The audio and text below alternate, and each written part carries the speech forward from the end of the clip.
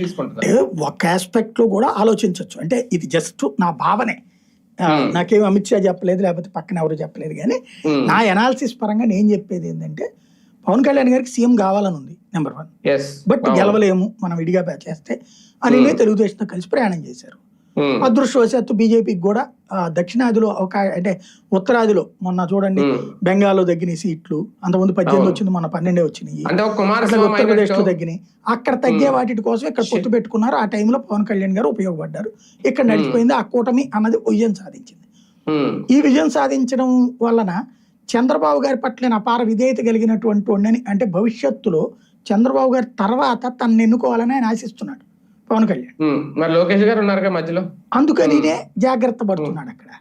లోకేష్ కి ప్రెసెన్స్ ఇప్పుడు విజయం తర్వాత లోకేష్ సీఎం అంటే గనక తన సొంత వాళ్లే తనని వ్యతిరేకిస్తారు. అందుకే నాకు కులం లేదని చెప్తున్నాడు ఆయన.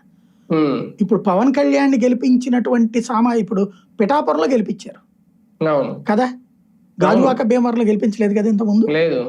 అట్లాగే ఎక్కువగా సీట్లు గెలిచింది ఇప్పుడు ఎక్కడ, కాపు సామాజిక వర్గం ఉన్న ఏరియాలో జనసేన గెలిచినటువంటి. ఈవెన్ బాలరాజు లాంటి వాళ్ళు ఉన్న చోట గెలిచారు. ఓకే, గిరిజన కాపులు ఉన్న ఏరియాలో ఎక్కువగా గెలిచారు. కానీ నాకు కులభావం లేదని చెప్పడంతో పాటుగా ఆయన ఎక్స్పెక్ట్ చేస్తున్నది ఏంటంటే రేపు పొద్దున గనక లోకేష్ సీఎం అయితే